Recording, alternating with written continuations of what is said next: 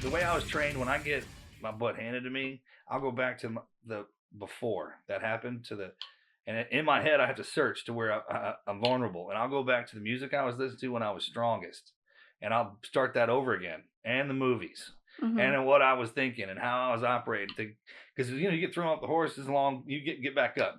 If you go back, you got to go back forward, right? That's exactly what we did. Always okay. That's exactly what I did, and everything in my life we did that, including we moved. And we hit a landing place house that we lived in for a while. And then recently we've bought a new piece of land that we're starting from the beginning.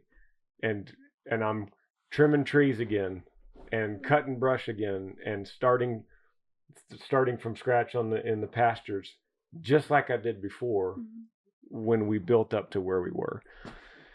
And there's a lot of hope in that. Feels good doing it that way. It does. It feels really good. Because if you skip some steps on the way up, man, it's further to fall down. So it's always good to go back to those where it started, even before. Because there's a fire there. He rekindled it.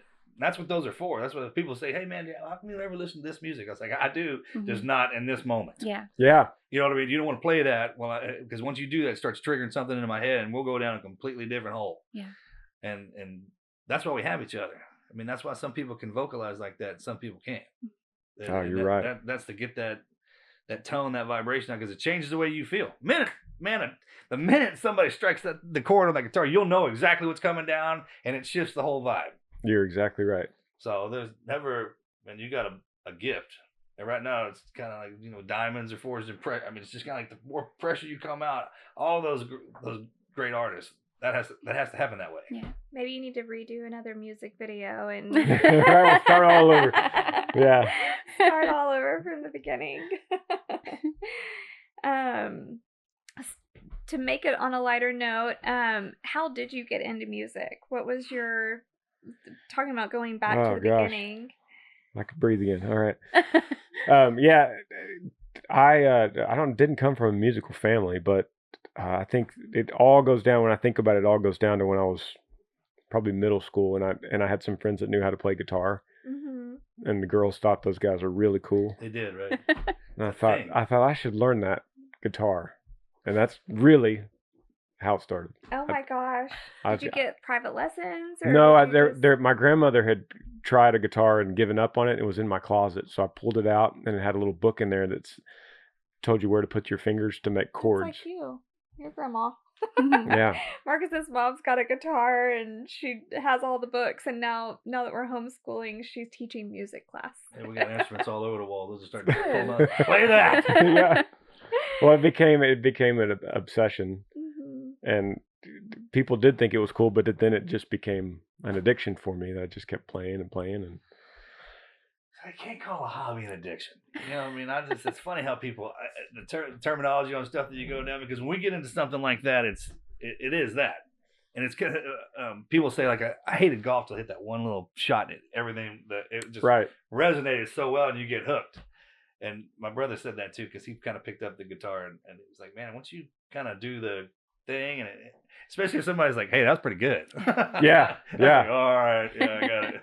Yeah, absolutely. That's awesome. Sticking with it too in Texas, How old were you when you got your first record deal? Yeah, I got a record deal in 2014, and my first little album came out in 1998. Because I've heard about you before overnight. 2014. I mean, when we met, that was in, I think we were talking earlier, 2012-ish.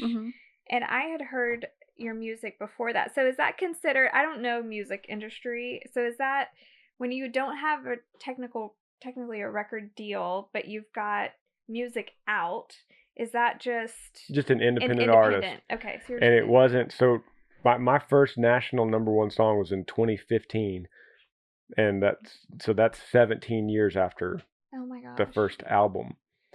And that goes back to good, huh? Right. Well, that goes back to appreciating the process. Talents, huh? Oh man, I was that too. He just had to marry me. Yeah, I had to marry her. Right?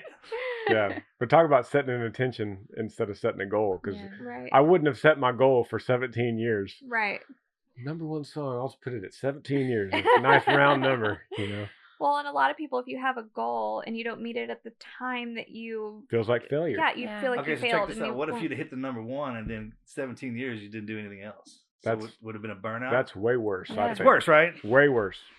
Such a happy medium in there. Like you said, you have farther to fall when you haven't built it up. You're right. So do you want the number ones right off the bat? It's like, nah, man, give me some 2s and 3s. Yeah. For a little bit. You know what I mean?